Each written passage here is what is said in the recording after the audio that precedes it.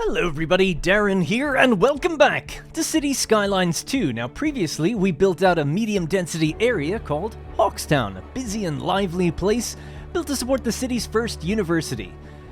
Here, there's an abundance of mixed residential housing to provide lots of shopping opportunities and medium density housing to support student accommodation and more affordable housing in general. We also welcomed the town's first major factory, a paper factory. Super exciting! With room for over 1,000 employees, many of whom have higher education requirements, this factory is poised to satisfy all the employment needs of our citizens for many months to come. Today, we're going to be taking a look to the future, finally building out the first bridges across the water, and developing the early stages of our industrial business park in the north. I'll also then just be chatting a lot about the layout of our town, getting people re-familiar here in the new year, the problems that we're going to be facing, and some of the decisions that need to be made before the next video. But before we do begin, I've got a nice time-lapse of the revamped Hawkstown and our new expansion to be. Let's begin. Alright, ladies and gentlemen, what better way to kick off 2024 than with a nice fat time-lapse. We're looking at about 12 minutes for this one, the first half of which is going to be redeveloping the southern part of Hawkstown, and I thought I'd guide you through it, guide you through my thought processes.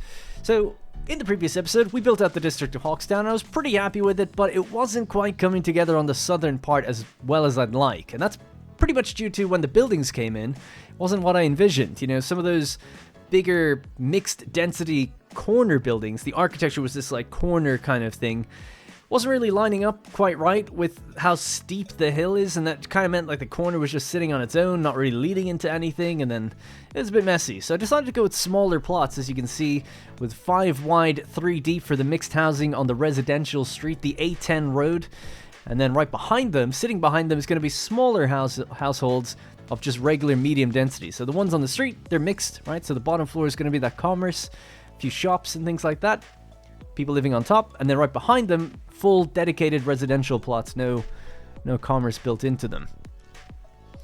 So, putting down the police station, medical clinic, obviously Hawkstown is going to need this. It's going to need its own kind of services to cater to the area. It's quite a densely populated area, and we'll talk about that a little bit later. And then because they're service buildings, they're not going to upgrade or change, so you can feel free to use the developer mode just to drag out some of the base textures that go underneath those buildings, just to extend out the architecture to the borders of the pathways and the pedestrian streets and the like. Speaking of, I thought around this pedestrian street maybe we could cram in a few extra smaller households, but it didn't look quite right. I cut it out of the time-lapse. Often in these time-lapses, I cut out the trial and error bits, and I try to only show you the kind of what leads to the actual result rather than what I put down and then delete and then put down and delete. So I had some houses there, some small ones, and it just didn't look quite right to me. So I just ended up going with that kind of windy path, some trees, and when time plays for a couple of years, really, those trees should really kind of mature and hopefully fill out the area quite nicely. Decided though in this little pocket to stick with these small little plots of medium density housing, just 3 of them. 2 of them are quite small and one's a little bit bigger, and they look quite nice. We'll see it a bit later when they come in. I was quite happy with how that turned out, because I wasn't sure how it would look cramming them in there. Then, in front of the university now, extending a winding path all the way down towards that kind of radio mast with some cut-throughs to actually get across to the university really quickly. I didn't show it there, but I do end up putting down a crosswalk, which you can see it's actually there now, as some of the houses are starting to come in, and just filling out the area with more trees as a sort of barrier, natural barrier between the, well, I was going to say motorway, but the busy A road. Well, it's actually called Sulford Road, I think, but the busy medium road that's going in there, and the houses as well. So there's a good deep layer of 6 tiles or so of just nothing to break them apart and keep the noise pollution at bay, hopefully. Just continuing more pathways around on the side, at the back of the medium density housing, some of the car parks. One of the car parks that was there has actually moved. I thought that having 3 stacked next to each other wasn't really ideal. Putting one on the other side of the town means that obviously if people decide they want to go to this other side of the town, basically they have a closer option to do that rather than everybody parking in one spot and then trying to find their way to where they want to go. So just spreading that out a bit better. Going with some of the suggestions from the comments, I'm falling behind now, but on that train station I just put down some high density commerce. We just unlocked that in the previous episode, but if you keep the plots relatively small, the buildings stay small. Not really becoming skyscrapers and things of the like, so that should look good as well. Putting down some extra commerce, just again filling out the area behind the police station. I decided to go with row housing here, so now we have this, or we will have this nice effect of row housing giving way to medium housing, giving way to mixed housing. So it's like a progressional as we go up the hill and get into more level terrain, we get bigger and bigger plots, which has definitely made it less jarring looking at that terrain misshaping. Because we just had streets that were like buried beneath the buildings and stuff. It just looked so weird.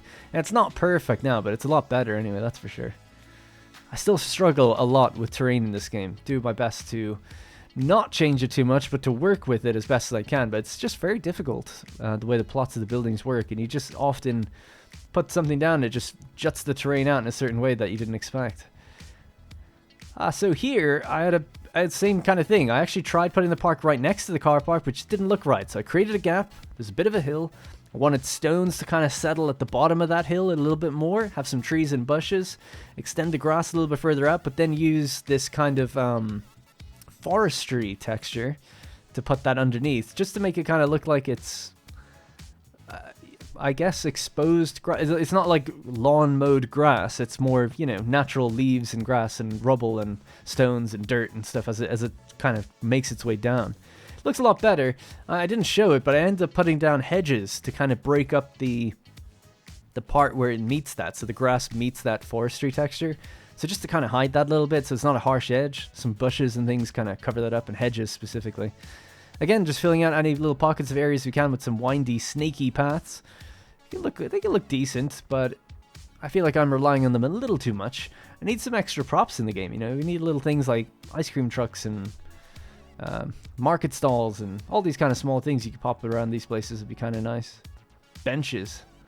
Those kind of things.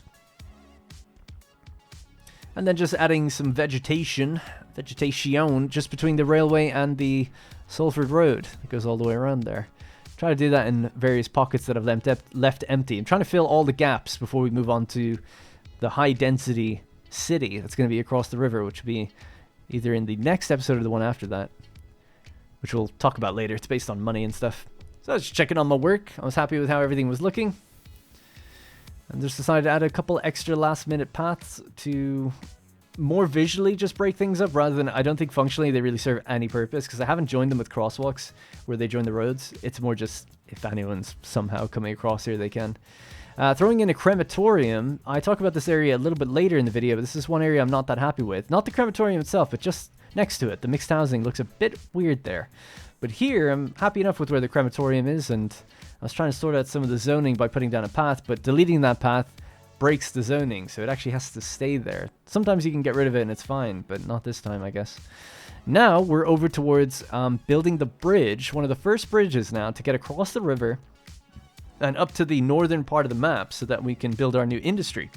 We want to do that because, of course, the wind is blowing that way, so we need a kind of a long stretch of road that will carry people all the way up there, and some public transport that will get them there nicely as well.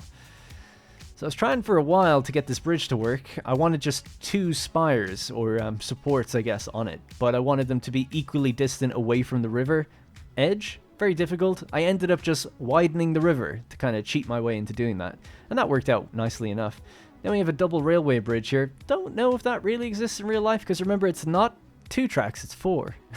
So it looks alright, but it does feel a bit strange. Again, not to be redundant, but I do talk about this later in the episode as well, that it might be a mistake going with this double track, this 4-track system, because just specifically in the game, it's hard to make them cross over each other. In real life, I went with this because I'm nearby an industrial estate, and there is 4 lanes and 4 railways, and a lot of them break off to go into that estate.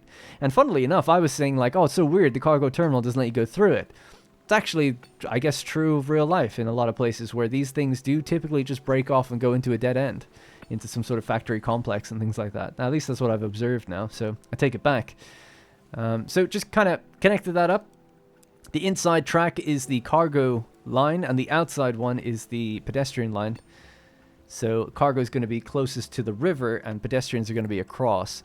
And hopefully then we can connect the bridge and stuff to link them up together, and the town will be on the inside as well, facing on the pedestrian side. So hopefully that should be okay. So on the river side, I'm hoping to have docks and things like that for everything to do with industry. So hopefully having the cargo on the inside works out best there. Again, played around with this for a while. In order to get that bridge as At least I think it's decent, as good as I have it. Although I think the land is sinking down way further than it needs to be, and I don't correct that. But anyway, to get the bridge to line up correctly, because it's actually climbing up a hill. I don't know if bridges normally do that, but this one is, because it's just a constant hill all the way up towards the mountains. Like, it just never ends. There's no plateaus. So I tried to work with it. But to do that, I just quickly drew a line all the way from one side to the other. It said like a 7% incline. So as long as you just match that 7%, you can like drop a node halfway through. And that allowed me to position the pillars so there was no pillar blocking the underpass that I wanted. So that worked out quite nicely. And I feel like I'll do that again in future. It sounds obvious now, I feel like, but it was just something I hadn't really thought of. It's like, okay, it's a 7% incline. If I just try to aim for that myself manually halfway through, I can get it to go across, and then that allows me to kind of position the pillars. So this is probably the worst part of it. That second kind of rotation exit out doesn't look too curvy. Might go over that in future, but I was a couple hours into this time lapse, so I was kind of like, yeah, let's just get it done. It's fine. Quickly tidy it up a little bit there. It's not too bad, but you know, compared to what some people put up on YouTube, it's woeful. I'm looking forward to that editor coming out officially, because I'd love to go into an editor with the grid just there. No terrain to mess with, just a flat thing. I guess I could just do it myself, but go into a flat map with a grid just fully placed down, and then just like, you know, mathematically draw out some junctions and then import them back in my game. I'd love to be able to do that. I'm sure they'll get there eventually. I mean, you can basically do it in City Skylines 1, right? With the workshop and everything. But I don't know what the plans are for this game in terms of support like that. Hopefully I know there is an editor, but hopefully it's easy enough to kind of do that thing. And I'm guessing I won't ever need to do it. People out there will make amazing things. Probably just grab their stuff. But with the YouTube series, I try to make my own stuff as much as I can. Warts and all, as they say. So this is the difficulty, right? So we have this pedestrian train station now on the opposite side of the tracks. I'm trying to build a tunnel that will go across underneath the tracks. I thought, could I go over? Not really. The bridge is already raised for the highway. So I decided to go under with a little underpass, basically, and connect that to the opposite side of the cargo terminal. It's basically as high up as I could make it, that tunnel. Otherwise, any higher, and it leaves it kind of open, and it wouldn't really work. So it's not too steep either. I feel like it's fine. Bit of a messy area, not gonna lie, but I just can't really think of a better way to do it. I really spent a while looking at it and thinking, how can I fit these things in here? But there you go. Alright, ladies and gentlemen, that's the time lapses out of the way, but before we get into the proper gameplay, I thought it would be good here in this new year of 2024 just to get a bit of a recap as to the current layout of the city, the different districts, the naming that we've gone with, just to re-familiarize people with what's been going on, as there's been a bit of a gap in uploads longer than usual because of that holiday break. Hope everyone had a good holiday, by the way. I had a pretty nice one. Just went away for a couple days back home to Ireland after Christmas. Kind of had it a little late, but it was still great. Really good to just take a moment to recharge, think about things going forward, and yeah, basically attack the year and get stuck into things. Really excited for things to, well, I won't go on about it too much, but just excited to get back to work and get kind of content rolling again and get back to the channel. And I'm just super happy to be sitting down playing this, basically. I missed my own city. It was fun getting kind of refamiliarized with it myself. Speaking of, let's do that right now. So I'll talk over all these different icons that are flashing in just a moment. We'll get caught up on the actual issues of the city, but right now I just thought we should get familiarized with the layout. Obviously it is heavily raining right now. It is spring. We're just at 10 a.m. in March of 2024, coming up to 14,000 population. We're gaining pretty quickly there. We had lost some and then regained when I put down some extra houses in that southern part when I redeveloped it, and we just crossed 500,000 in the bank at the moment. I purchased a lot of extra tiles when I was doing the expansion to set up our new industrial estate, and that cost something like 1.4 million or something. So there's a lot more tiles I'd like to get, but you know, we need to kind of build up a bit of a bank of money before we go any further. Alright, so I'm just going to go through the districts as we sort of began the series. So we started off with Lilac Acres. Something I've noticed is you can actually check here how many residents we have, the households, and it'll even tell you the amount of jobs and different things like that, and the various services that are now catering to this particular district. So something else I've done in between episodes is gone around, and anywhere we've got police stations, fire stations, I've tried to give them an even mix of districts between the various different stations and services that we have. So we'll see if it all works out, but so far, so good. Anyways, so Lilac Acres, one of our first little suburban developments. Seeing as it was one of the first things we built, a lot of the trees have kind of come in and really filled out the area. I think it's looking pretty good. Quite happy with how it looks. Then we've moved on to the Millfield area, our sort of commercial district, which actually does have a little bit of housing in it. If we just have a look at this overlay really quickly, turn off some of the clutter, we can actually see... this one, sorry. Turn off some of that clutter. You can see the blue buildings, that's where all of our commercial buildings are, so the majority of this district is commerce. It's sort of our central little busy street for shopping and things like that, with some services dotted around like the medical clinic, police station, fire station, postal service, or post office. But we do have some houses here, these... I always get the naming conventions wrong, so let me just get it right. It's the EU medium density housing, I think will be these plots here. Not the low rent housing, they tend to be a bit bigger. So some medium density housing here, I believe, and we have like 6 of them just in a row. And that's where the population pretty much for Millfield comes from. So 394 residents in total, and a lot of people work here in all the various different commercial buildings, right? 1,400 people overall. Nice breakdown of the different educations that make up everyone that works here. And I just want to check something. Do they actually cater to the offices? Yeah, there is a little block of offices just here. So there's actually that's where some of that higher education employment is probably coming from, I would imagine. Well-educated, highly educated, etc. So that's Millfield. Then we have the Brambles. So we had a look at this in a previous episode as we went on that motorcycle ride a couple episodes ago towards the end. Might have actually been the last one. I can't remember anyway. It was 1 or 2 episodes ago. But yeah, there's actually quite a lot of people here. 5,200. And that's because they've all leveled up to level 3, I want to say. And as they level up, they actually tend to have a capacity for more people. I didn't actually realize that before. I thought they just visually changed, but not much actually gameplay-wise changed. I thought they'd just rather, generally be the same house, but more wealthy citizens living there within. But not the case. You can still have poor people living in these, surprisingly enough. But anyway, they are tier 3 now. They look quite nice. They're kind of almost like little townhouses, I think they might be called. I'd said before we had this kind of coronation streak going on. I got the theme tune wrong. How embarrassing. I did the EastEnders theme tune, I think. But the coronation one is more like... I can only apologize for that, but it's the only way I could possibly do it. It's like this really annoying wailing sound. Anyways, so this is our sort of Coronation Street, but it's kind of leveling up beyond what Coronation Street would look like. Now it's kind of this more fancy schmancy little townhouses kind of thing going on. Anyways, we've got 8 people living in each one as their wealth has increased. Whereas if we have a look at one of the other row housing that we've just put down, they've only got 3 households in each one. So just 3 residents in that particular one. The ones in the middle, Broadfield, they're at level 2 and a bit, so they have 6. So you can see that they are literally gaining more capacity as they level up, which is quite interesting. Anyways, quite like the look of the Brambles. They've really come into their own now. Really, really nice, even during this wet and stinky weather. And then, of course, we have the elementary school catering to everyone that lives in the Brambles. And I was wondering, why the flip is this so maxed out? Despite having a second one and, more population surely would be further and further down. And it's because those houses have been catering for more and more people. So seeing this now at 5,000 residents, and we can see nearly 1,000 children in the Brambles alone. This school is trying to cater for Lilac Acres, Millfield, Brambles, and I believe... Oh no, that's it, and Salford. I thought maybe Ashfold was in there, but I guess not. So what we'll do, just right now, seeing as we have it, is the extension wing. More space for more pupils. 500 extra capacity. In you go. I imagine that'll fill up really fast, but at least more people can get to school now. Then we've got Salford. Salford's kind of our...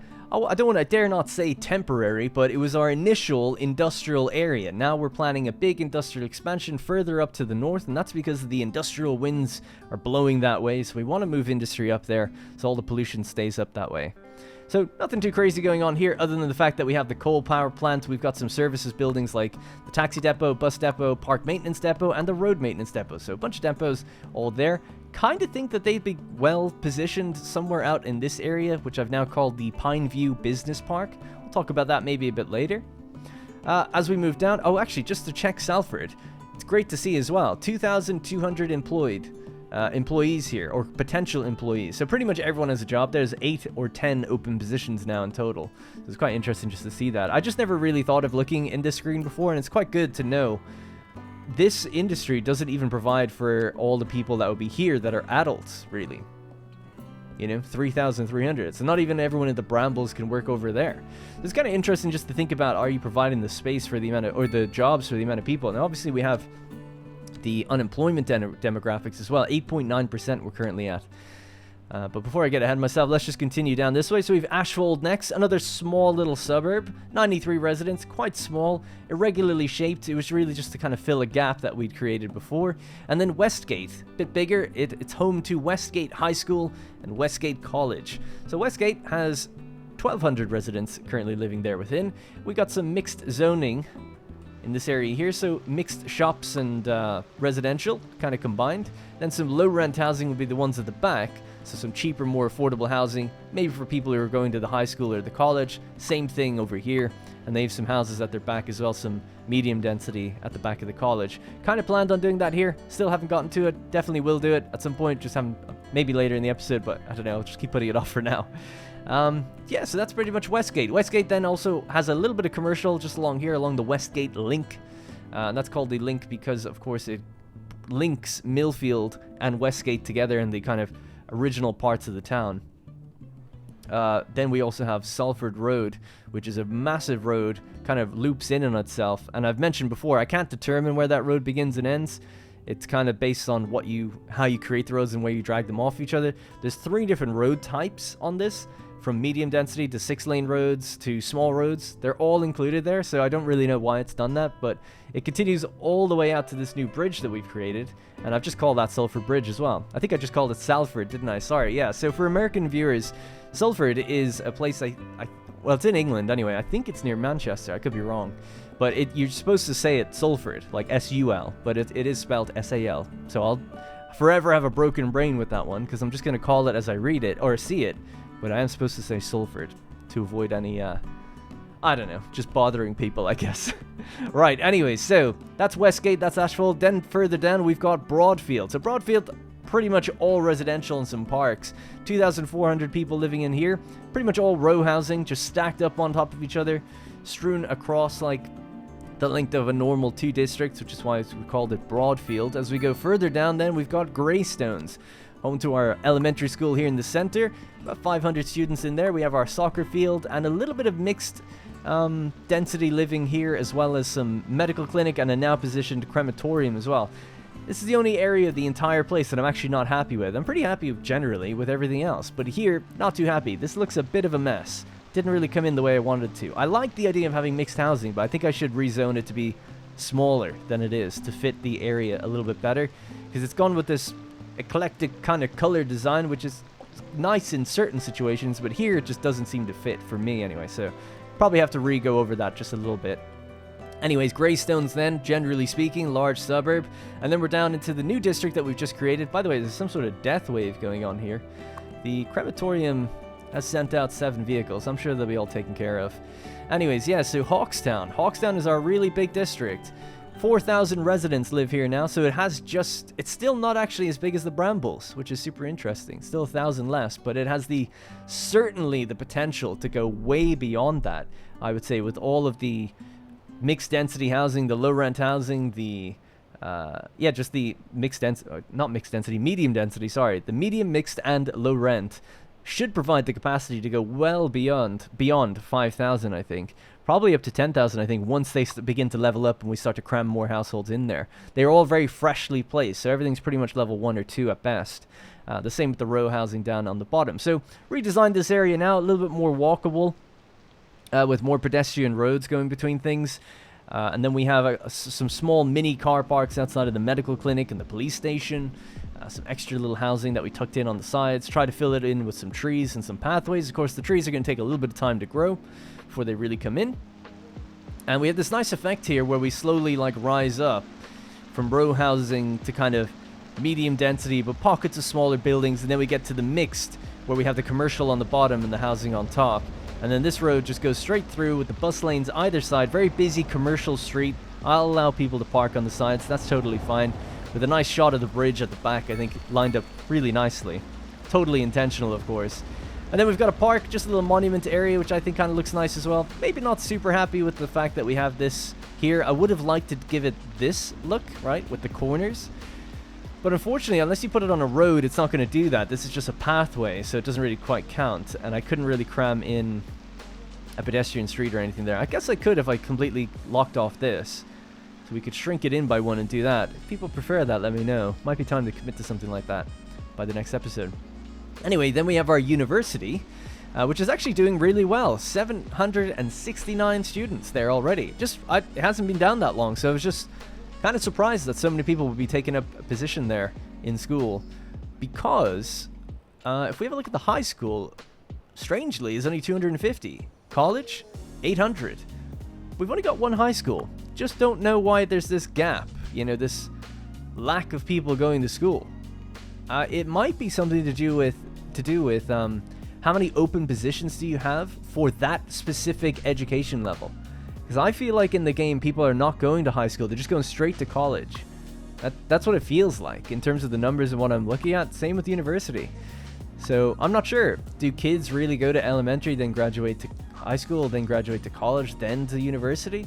That's a long process, but maybe they do. I don't know, but obviously I know in the real world that's the way it's supposed to go. I'm just talking about in pure gameplay terms. It feels like they're skipping over this one quite quickly. It does say 11 months, and we've only been playing the game for about a year, so not too sure about that.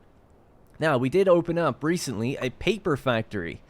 We're actually filling it up really nicely. 810 out of 1,110. So just 300, employees to go. And they're mostly going to be in the category of well-educated. So that's going to be the high school. Highly educated. No, is it? I always get confused with this. Let me just say it out loud, right? So you would imagine uneducated will be no school. Educated, elementary, I would assume. Well-educated, high school, I would assume. Highly educated, college?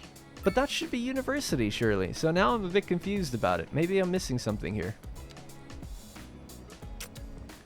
What do we got? Ah, there's poorly educated. I forgot about that. So that's your elementary. That's your high school. So yeah, out of high school, we've had 34% of our population are educated. That's good. And sorry for the...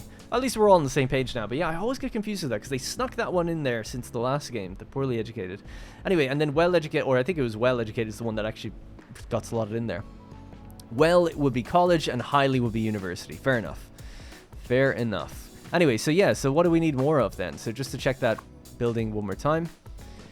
So yeah, we're lacking people coming out of college and lacking people coming out of university. But with 700 students in there, I'm sure we'll fill that just given a little bit of time.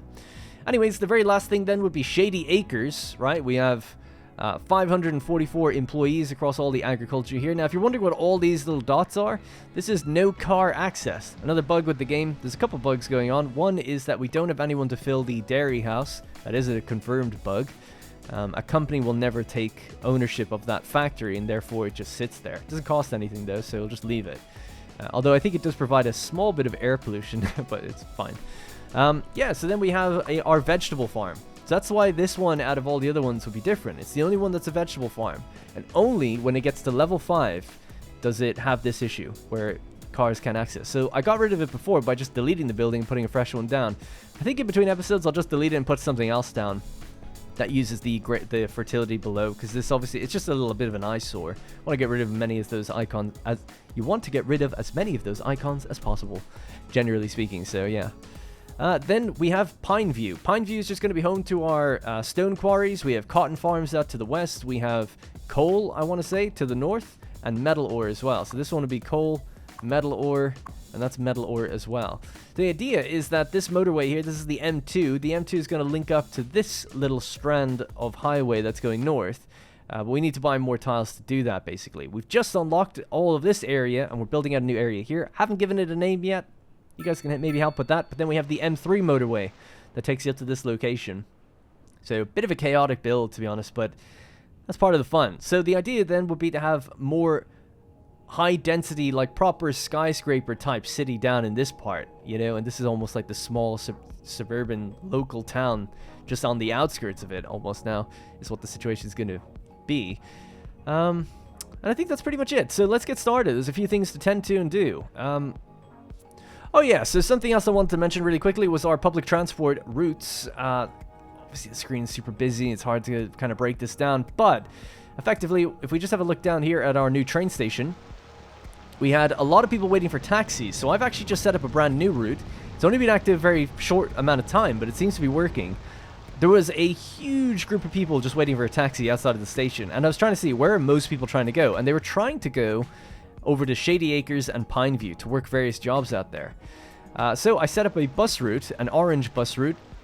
Alright, I felt like things are getting a little complicated, so I turned off all of the transportation lines except for just two that I wanted to focus on really quickly. So we have the orange line and the yellow line. So this is the orange line, the 66 Hawkstown. It's a bus line. We're just outside the train station here in Hawkstown. You can see there's quite a few people actually waiting. Excuse me. So basically, the 66 will come along, pick people up, and take them pretty much straight out towards our industrial sector, our agricultural and industrial sector. So this is the line here. It follows Salford Road and drops them basically in this little crevice here called Wood Lane. So it's a little stop right there. It's where the 66 will pull in for its first stop since picking them up from the train station. So a nice long straight ride all the way out here. And then people can then get the 55 to Pineview if they actually want to go in and around the various different industries. So there's a multitude of bus stops in and around that area that they can kind of get on and off at, depending on what they want to do, and go to the Pineview Business Park and so on. So a lot of people have been doing that now to get to their jobs. But what I think is kind of interesting about these particular lines, these two lines, is that they meet back up in another spot. So the orange line, the Hawkstown 66, continues heading into the city by going around the roundabout and then cutting into Millfield, where it's got a stop here, just in the center of the commercial center, and then it turns right, and it's got another... oh, actually, it doesn't have a stop here. I was thinking maybe I could combine it onto one. It doesn't really matter, but it goes through Salford, goes back down, and then it meets back up at the train station just over here. Okay, so I know that with the day-night cycle, the rain, it's a little hard to see what's going on, but hopefully you're able to just generally follow that loop, that it goes around the city like that. The other one, the yellow line, goes the other way, right? So it actually goes in through the industry, loops around, goes around the outside of the town, and then cuts in through Millfield, but from the opposite direction. So they have another second crossover point. I just feel like that worked out quite well. It didn't really fully intend on it, but once I realized I could kind of make it do that, I thought it was a good idea to do that, and then it seems to be working quite well, because a lot of people do take those routes. So I'll turn back on the other ones now. And we can see the usage of our blue routes on the inside, the 44A and the 44B to Millfield and Hawkstown going in reverse directions. Tremendous usage, 300 passengers, 200 passengers, really, really good. It depends on the time of day for the other two to get really good usage. But now, I had previously seen it being using like 1 or 2%, so now it's using about 20, 30, given on the time of day, as I mentioned. So it's near coming up to 6 p.m. You'd expect some good usage soon. Let's turn off that day and night cycle now. We can pay attention a bit better. So yeah, I just thought it would catch people up on that while I'm letting money build up in the background. That's the kind of situation. That's the public transport network.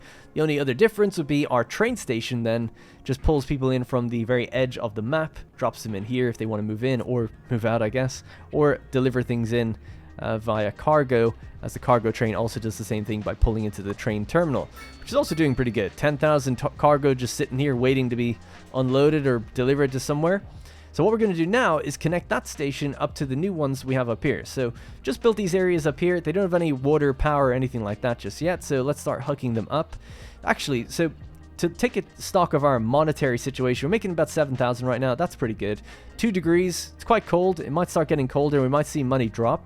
And that one of the reasons for that is because we import a lot of electricity. So import electricity is 157,000. So if I just break out the calculator as quick as I can, 157,000 divided by 24 gives us our hourly rate, which is what this tells us money in. So that's 6,500. So we'd be making double the money if we could somehow not have to import electricity. Where the hell is it? There it is. If we didn't import electricity, we'd be making double the money that we're currently making right now.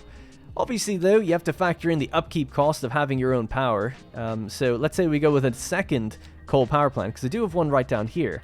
Pretty tempted to just put another one alongside it. I think that's what I'm going to do.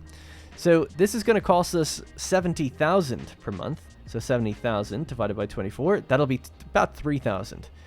So we'll still have a net gain of roughly around 3,000 if we completely supply all of our own power. So how much power do we currently make? 57. We produce 22, but we consume 57. One of these produces another 20. So we're not going to fully get rid of it. So we should still gain maybe 1 to 2,000, but not quite the 3 to 4,000 that we could possibly get back. Anyway, it's a long-winded way of saying we're going to put down another coal power plant, and it should net us a little bit of a benefit, but not as much as it possibly could if we had supplied all of our power ourselves. Now, if I build this road straight out, can we latch onto that with the coal power plant? I think it might be too close to that bridge. Let's give it a shot and just see. So, bonk. Yeah, it's going to be a little too close. But we can still angle it facing in. I don't really mind doing that next to the road on the side. That's okay. And then what we'll do is just grab the power line, go underground with it. I'm just going to hook it straight into the other one. Now, we might need to divide the grids in the future, but at the moment, the capacity of the grid network is 80 megawatts, I want to say. So hooking this in shouldn't be too bad. By the way, why haven't I getting the... There we go, the proper view. I was getting the water view. I must have clicked something by mistake. So those two combined now should help us gain a little bit more money. If we just check the service trade, we're still importing 160,000, right? That's actually gone up by 5 or 6 just since then. We'll hit fast forward and watch this number change in just a moment when the grid kind of properly comes online. It'll definitely do it. There we go. It halved. So that's pretty good. So our money now is going to be a little bit better because of it. But like I said, other factors are going to be affecting this all the time. But that's clearly improved how much money we're saving based on importing. So we saved ourselves 80,000 effectively there. But obviously we've added a little bit to the service upkeep. So, you know, swings and roundabouts, as they say. Ideally, we'll set up like a wind farm, some other things as well. We've actually got quite a lot of things to unlock. So a welfare office is something that I want to go with, although I'm not going to build it immediately. It'll provide financial support for low-income citizens, which increases their well-being and lowers the likelihood of recurring crime. The next one then would be... Where is it? Ah, it's in public transport, I guess. Water. The harbor provides the city with both passenger and cargo ship facilities. So get that, that's 2 points. And the tram. Rail vehicles that carry passengers inside the city. Probably going to go with subway right after as well. Although we'll just leave it for a bit so I can look through things in between episodes just in case. If people have something they feel would be good. A city hall would be super ideal as well, as we're going to be building a more dense part of the city in the future over here. Although we still got to ramp up a lot of money before we can do that. We need to have several million in the bank, and we could always take a loan, I guess, as well. But this is also so I can get a gauge on the size of these things. So if we have a harbor, and then a cargo harbor. So this would be a cargo harbor. Look how big it is. I would love to have one up here. But I feel like we need to almost widen the river. And I did a little bit, just already. But I feel like we need to widen it even further. And then it's going to be significantly raised off the water, because it's just the way the land is. It's incredibly... The height differential here is just insane. It just is everywhere. I just can't do anything about it. It's like a massive ravine before the water actually ever starts. So yeah, somewhere like there I guess would be kind of good. And maybe I could widen the river a little bit further to allow for ships to kind of move up and down it to deliver things into the heart of this cargo area here. Although we do have a terminal there anyway. But I think it's always good to have both. Alright, so yeah, let's hook these areas up. That's what I was going to do next. So we have a cargo train terminal. Oh yeah, sorry, power was what we wanted to bring. So we just hooked up a second power line there. So we have a highway going all the way out. If we want power to travel along that road, what we can simply do is go to road services, get to lighting, and just make sure that bridge is lit. And we want to start here. So just drag this all the way up. And this will add streetlights all the way along the highway, which is great. But it'll also basically provide us with power, because power will run along it then. And then we can cut that power in here. And we'll just bring it out to make it consistent in terms of streetlights. So now if we look at this, we can actually see that power is traveling along that road now. It wasn't before. Yep. And just like that, we've provided power to this area, so that's one thing done. That's not everything though. They need water and sewage. Bit easier to do this one, so these two are connected already. I reckon we'll just drag a pipe pretty much down and under the water. Ah, I don't... Okay, I haven't got that tile yet, so I'll just start here then. Just drag it alongside the highway itself. Curl it down.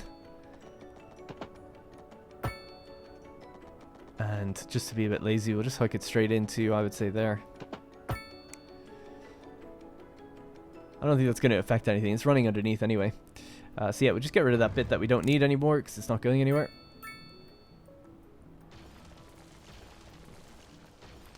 Alright, so that'll be water and sewage handled. So what's your problem? Lack of high-skilled labor. Oh, we'll get there. Don't worry about it.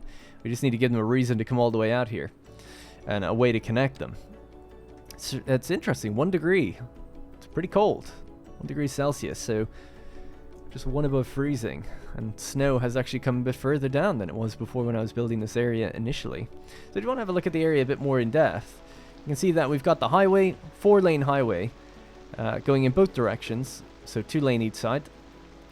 Just going over the rail line, and the rail comes in into 2 different... I actually extended this one straight from the beginning, 2 rail lines, just in case things are going to be coming in from both angles and it gets busy. Now I've got 4 lanes here, 4 rail tracks. The 2 on the left were reserved for cargo going back and forth, and the 2 on the right were for passengers going back and forth. This might be a bit of a mistake doing this, I don't know, but it has created a bit of an awkward problem, which is somewhere along here I'd like to break this off and go to the right, but it's difficult when you've got 4 lanes, just in terms of the game. In real life you could sort this out no problem with the junction, but in the game it doesn't really like merging this onto this one and then coming off of it, so it'll be a bit awkward. I was thinking of just branching this into the one next to it and then further down branching this one off. Bit of an awkward junction, but that could be a way of then bringing out cargo somewhere out to the right, because ideally I'd like to connect cargo all the way to the right side of the map and a passenger line to go further into the denser part of the city as well later on. Anyway, I just thought I should catch people up on all that. Okay, so let's hook these up then. So the place has power. Cargo train terminal now needs to be hooked up to actually receive cargo. So let's begin that. So we'll go into here. We have trains, the passenger tool, and the cargo tool. So we already have a cargo. I would say just hook up the cargo terminal from here. Straight into that one on the left side. And then just go back out. Now, can I change that color right now? I can. We'll give this a, I don't know, purplish color. Why not? And then just close the loop. So it's just going back and forth between that station. Hopefully that's okay. In future we'll connect it outside the map and let it go out that way as well. Now we've got the passenger railway tool. So we already have just 1 stop and then the edge of the map. That's all we've got right now. So I'm going to connect this stop to the other one. And simply by, I'd say, we're going to have to extend this. So taxi stop, extra platforms. Yeah, because it's interesting. I didn't know this till before, but there's actually no platform on this side or this side. This is just for trains going through. You have to build the extra platforms if you want to actually make use of them. So we'll do that, 35,000. And then what we can do is get the passenger tool, and if we grab a waypoint from here, just bring it all the way down. It should figure this out itself, hopefully. Bring it all the way down somewhere just into there. And then we have to create a new waypoint for coming back. There we go. That was fine. I don't know what was wrong, but I just needed to add another stop. I think I added a waypoint rather than a stop. That seems okay now. So we stop in here, and then when we're coming back, we also use the inside platform. So that's good.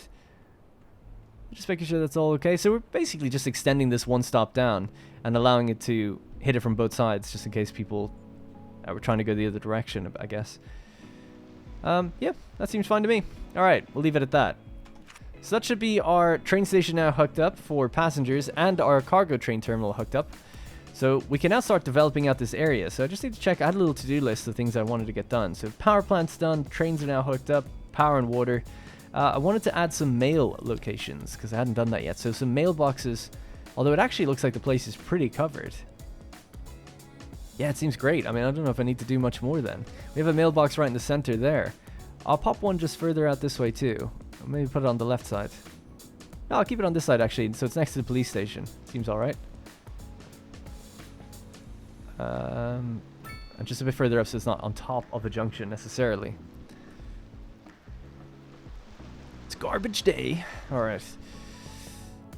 Right, cool. So they seem to handle that. Speaking of mail, we have the post-sorting facility doing its thing. Every now and then it fills up and then it kind of empties out, but I don't know if it's really operational properly. None of the vans ever move out, so not too sure about that. We'll have to see. By the way, something else I was keeping an eye on is signature buildings. We should be pretty close to the fuel plant. 40 out of 50 level 5 industrial manufacturing buildings. So that's basically all of our industry down here. 40 of them are level 5 out of their minds. We just need 10 more of those. We have the capacity for it. I was checking before. Some of these could level up. It's a matter of time, really. Something I wanted to do as well in the taxation screen in industry, we're currently subsidizing timber. But actually just going to leave that at 0, so we're not spending money on it. Same for wood. Bring that down to 0. We produce an awful lot of wood, but we have a deficit of timber because we're importing so much into the city. Can we see where that is? There it is, 700 tons of timber per month, and that's because of the paper factory. We produce an excess of 630 tons of paper per month, so our biggest export is definitely paper, and hopefully we make money doing that. That's like the idea of the cargo terminals. I'm hoping, though, that some factories will actually set up using some of that paper to do something. Now, I'm not sure who uses paper other than I would have assumed maybe offices. But where do we see that? It's in the production screen, right? So immaterial goods, I guess. Yeah, it might tell us what has to come in. I guess not. I might be thinking of old offices from the 50s. These days it'd be all digital, wouldn't it? So what do people use paper for then? Maybe they just export it on its own. Probably not a good idea setting up a paper company in 2023. 2024 even. Yeah, well, anyway, that's what we've chosen to do. Right, so we've got this area up here. We're all ready and set and good to go. I reckon we just start zoning it. Zone the crap out of it for industry. And start hoping that people start moving up here to get some work, right? Because there are 8.4% unemployment. So just very simply, just going to create some little blocks, some starter blocks here. And see how we get on. So we'll go out to about there. Have our first block. We'll make one that's a little shorter. Actually, no, we're fine. We'll just keep these nice and big. Why not? Man, it's so bright. There's 2 big industrial blocks right there. Probably just go further up like this. Turn on those contour lines. Oh, it's totally flat here. Anyway. Now, in future, you know, this place might change a little bit based on some of those factories that we get. They'll have specific sizes and things that'd be good to work out what they need. Let's just leave it like this for now until we want to do a bit more with it and start zoning that. It's blindingly bright here. I'm just going to massively zone it. I don't know. Some people say that you should do... I'll tell you what, we'll do a bit of both. I'll just let that zone itself, right? But for this one, I'll do it individually. So I've heard people say 2x4, but that wouldn't really be good here, actually. It would have to be... Yeah, if you want to make use of the entire space. I'll tell you what, we'll do 2x4s here. And I messed that one up. Let's cancel that one then. And the reason for this is because you get smaller buildings, and it just encourages like a bit of a diverse portfolio of different types of things to appear. I don't know how true it is. I've just seen people say that in the comments and stuff. And then other videos I've seen as well say that that's like an optimal way to go, rather than just blocking everything out. But we'll do 2 big massive blocks here, like so. We do have this area then next to the actual, excuse me, I'm losing my voice, cargo train terminal. I thought maybe some services up here would be good. A firehouse, perhaps. Seems like it'd be ideal. And a police station, things of that nature. So let's do that. Small little police station. Don't know if they need a medical clinic, do they? Always say that, but I suppose in a worker-driven area, you probably do. In factories and things, some sort of clinic. Can't hurt. Although it does cost money. 60,000. We're almost out of money now. But I reckon once these guys come in, once some time gets moving, once the weather gets better, we'll be making bank. Now, what might be nice here as well is a small little bit of commerce. Will that hurt anything? I don't know. Something across like that. And then we'll just go big blocks of industry out this way as well. Now, some of this is obviously subject to change, but I just thought, hey, let's get some factories placed down. Now, it is interesting seeing some of these plots. There we go. I want them to make use of some of that grid space a bit better if they can. That's better. There we go. And even these two. And what's your problem? High resource costs. So what are you? Metal ore and metals. Metal ore and metals. This one's rock. Rock and minerals. So it requires rock. This requires metal ore. Now these are things we produce. We produce all of this stuff here. By the way, the costs are going crazy. I mean, rock we produce in excess of 1,000 tons. Metal ore is the same. We had this problem, not quote problem before, which is that it seems like we're sending all this stuff out somewhere else rather than keeping it local, and they're complaining about the costs. So if we have a look at the taxation for this stuff, industry, we can have a look at maybe they require rock. The metal ore is all down at the moment, but I think you got to look at what they refine it into rather than what they require. So they need metals. So is there such an industry as metals that I can reduce?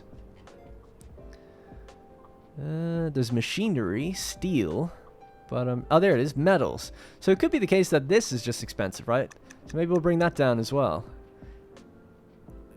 and hopefully that will help them out. I mean, it's not lowering their resource costs, which is what they were complaining about, but it's lowering their overall tax burden, so it should help. And then we have this one, they're making minerals, but they require rock. So we know that rock is abundant, and that's the thing they're complaining about. But maybe we can still, again, ease their burden a little bit and say, okay, look, minerals can go down then as well to 8%. Maybe given a little bit of time, that might improve. But it's pretty bad. It's 2 a.m. I'm confident it'll come back up. If it doesn't, we'll take a little loan, but I'm going to continue zoning things depending on what's the job situation is. So 4.7%. We've already slashed unemployment by half, so that's pretty good. And population's still climbing and everything, so I'm not too worried. They're patrolling. Where are you? They're all the way down in the town. See, oh, I have to give them the district to tell them to stay local to here. I'm going to turn these off because I think they're the thing that's bleeding me right now. If we have a problem, maybe I'll turn it back on. Oh, it's the first time, but there we are. We've gone into the negative. Not too worried. Like I said, I'm just going to keep saying I'm not too worried because I'm confident it will come back up. And then we could zone just another little bit of industry in this area as well. Alright, lots of new jobs. Yeah, so they've, again, put some storage down here. They're storing wood. That's totally fine, I guess. And you'd hope that, I would hope anyway, by about 12 o'clock today, it's coming up to 5 a.m. We'll start turning a profit. More people will be moving in, things like that. So, you know what I haven't looked at in a long time? It's Chirper. Education system is amazing. Happy to live in this city. That's good to hear. How's our paper factory doing? Have people filled up? 881 out of 1131. Yeah, it's getting better. 91% efficiency. That's good. Trains are rolling. Let's follow some of these trains, shall we? So that one's completely empty, heading back to the rail yard. That one's going backwards, carrying a bunch of stuff. 680 tons of material. Coal, food, convenience, machinery, steel, concrete, and vegetables.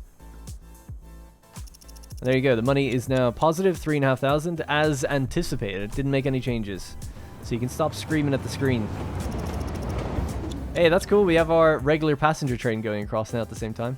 That's why we have them on separate lines, because this is slower than that.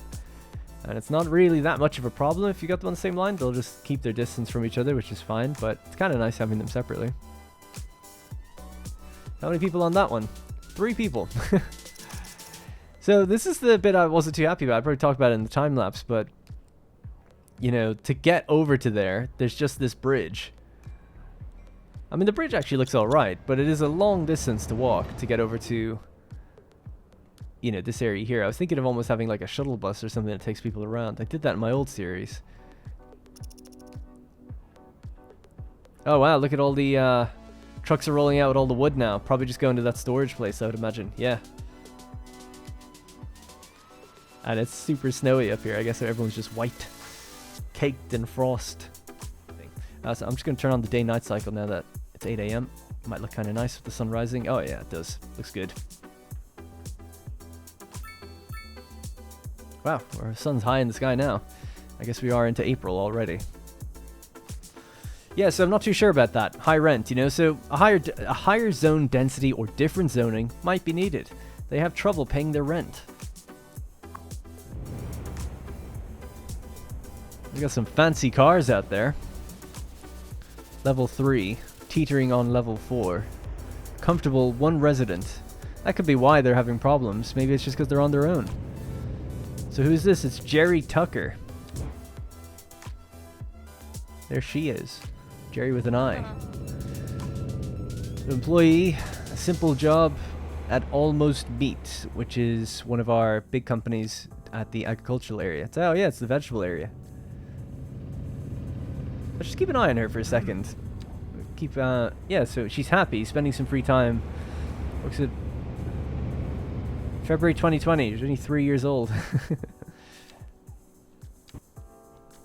So yeah, she works at the place that's having like that issue at the moment. I don't think that's part of it, unless we could find, unless it is, but I doubt it. Just to prevent anyone thinking it is, let's just check someone else then. Where do you work? They're unemployed and they're a student. Well, I can see why they've got problems. So that's again out of my hands. But again, a welfare house might help with that, or a welfare building. What about you guys? You work for Dry Demons. Dry Demons? Just another farm. Okay. It's not the same one. Anyway, yeah, so let me know what you think. Why we have high rent and what we could do. Obviously, I'm trying to have like little suburbs. I don't want to necessarily put in a different type of housing. Some people suggested before, like, oh, if you have just a bit more low rent housing, they'll move in there eventually. So maybe that's the case. Let's just try that in one little pocket here. Low rent housing. Maybe just a small bit down here. Little 4x4. Maybe some of the people who can't afford to live in this area have another option now. But there are other low rent buildings around these places. But maybe they're just full, you know. They can't move because they've no housing available. Money's really good. 22,000. Feeling good about that. And let's check on our burgeoning industries. And how's unemployment doing? Don't want to overbuild. 4.6%. All right. Well, now that we've got money in the back pocket again, let's continue with our grid here. Just a bit further up this way. Could have some smaller offices and things up this way. Not just factories, but just smaller. You only go 4 deep. Now, this is where things will get complicated, and I feel like I need some time. But what I want to do is have, you know, eventually, we'll probably take a loan and then have a look at popping down a cargo harbor here. And then I have to widen out the river just a bit, because it's just too big. But I need a way to get to that then. I wish you could lock this in place and then build a road onto it. It does actually come up pretty far. And pretty high off the river. It's so ridiculous, I feel like doing that. But that's why the reason I'm so hesitant with it is I want people to give me some feedback with it. I want you to tell me what you think. Is this too crazy? I mean, it's really high up out of the water. So I don't know what that would look like for ships coming up here. Now, if we sink it down into the water further and further down, we have to really widen the river or create a really flat area here, like flatten it way down. And then we could have a quay wall separating the upper industry from the lower part. That could be a potential, right? We'd have to do that and kind of mirror it as we go around. Now, it would be nice to have a quay wall going all along the river on both sides in the future. I mean, you know, it's just going to take a little bit of time. But I'd like to do that. One thing we could do now, though, is create this second connection. So we've got enough money now to buy a couple tiles. So we'll have to just do the 4 tiles. Actually, we could maybe get away with the 2. Yeah, just go with the 2. 132,000. God damn. Don't have the money. All right, we'll take a loan then. Screw it. Total loan amount, 500,000 with an interest rate of 4%. Just give me that one, 200,000. I don't need that much right now. All right, so we took our loan. We have a little bit of a repayment thing going on, but we should be okay. All right, so we've connected that all the way out. Let's just extend this to the very edge of the map.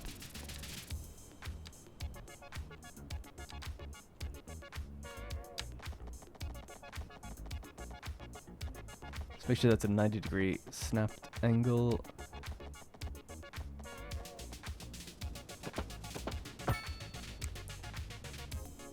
Yeah, that's fine. All right, and then we have the 4-lane highway.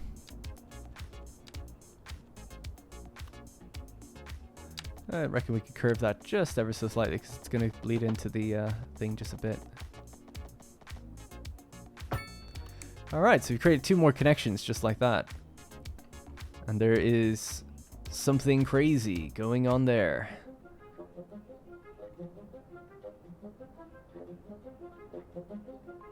Oh my god. I think trains are now just coming in for the first time. There we go, yeah. They probably just couldn't work out which line to get onto. So that's Firth. Dorking. Dorking? Oh, it is like England.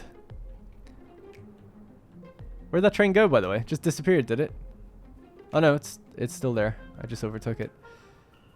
It's on the inside lane, which is good. Yeah, so Dorking. So I guess we could hook that up to the cargo railway route. So what I would do is go with, on the left side, create a new route here, and then this one can just come into that one. So that actually keeps them pretty separate, and it can just go straight back out. So anything coming in from Dorking can get to our other cargo terminals just by nature of the routes that we've set up here.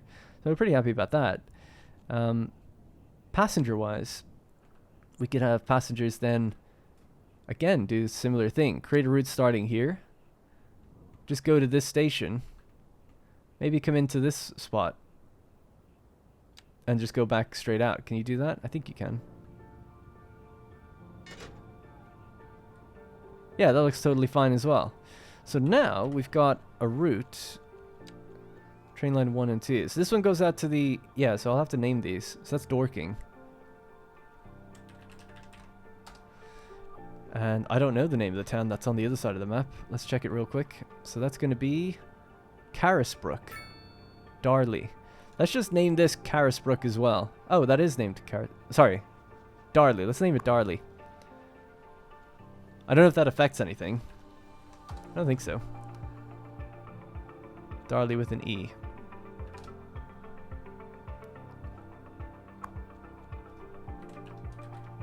Okay, and then here... Outside connection water, that's fine.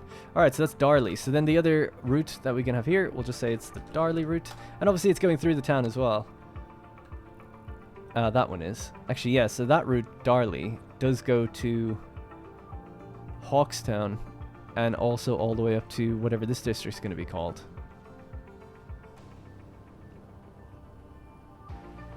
Don't know if I should call it something else then. But we'll just leave it as that for now. 1 train on the Dorking route coming in and out. There's 4 trains on the Darley route. Okay. Yeah, we'll see how we get on with that then. It's nice. The snows are finally retreating. It's 4 degrees. Money's good. We just crossed 15,000 population.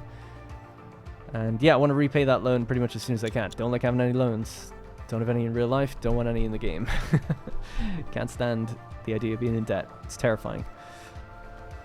Shall we follow this? Enjoy this last little trip before we wrap up the episode. I know this one was kind of like heavily... It's me just getting back into the swing of things. A lot of time lapses and just chatting through some ideas about what's going to happen. But episodes will be coming out a bit quicker now. Just really would appreciate any feedback or comments or ideas, suggestions, things you might have in mind for how we can further develop out that industrial area. And then as money builds up, which is coming in nicely right now, we can start to unlock more tiles out this way and start doing the... denser development. I think in the next episode, gonna build out oil. Oil is located over here. And getting some oil in and setting up some industry out this way for it to be delivered over to would be ideal as well.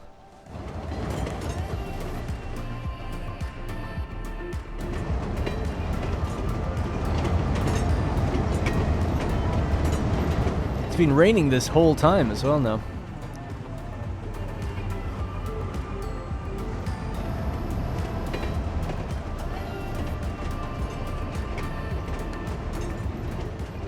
So 2 power plants, need alternative clean energy as well, maybe if we can manage it. I didn't really focus on it, it's maybe not the best, but I tried, I really did try. But this interchange up here is to allow us to kind of get into the heart of the downtown area. Now there will be in future, ideally, an outer bypass, so it won't be the only way in, but for a while it will be. Or one of the only ways in. I think it looks alright. It's just, yeah, I went down much deeper than I needed to, basically, and there's no easy way to correct that. So let's see what's on this train. It looks like fuel and stuff, no? Oh, it's just empty, but it must have had that before.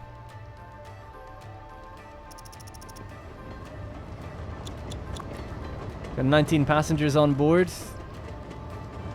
That's the Darley line. It's only the Dorking line that just comes in and goes out. The Darley line is really everything else, basically. So we have anyone using it or coming off the bridge now. I've got a couple people in there. Amber Carter.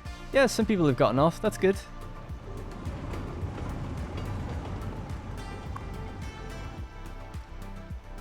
steel and livestock coming in. Nice, look at this. This is great. I love seeing like all the trains passing by, people using the roundabout, going over the bridge, walking my pedestrian. It's just nice to see it all active all at the same time, so that's cool. Yeah, a lot more traffic up here now. Car park actually would probably be another thing that they'd want, right? A big car park of some sort. Multiple car parks so that people that take the highway can get up here and stop somewhere other than just parking on the roads. But yeah, I think we'll have to leave it at that. So at least now money is good after that little issue. Can we actually pay off that loan already? Repay loan? I can pay... not yet. Not yet. Let's reset that. Not yet. The monthly cost is 5,500. So the hourly cost is tiny. Really, really small. So we'll leave it, I guess.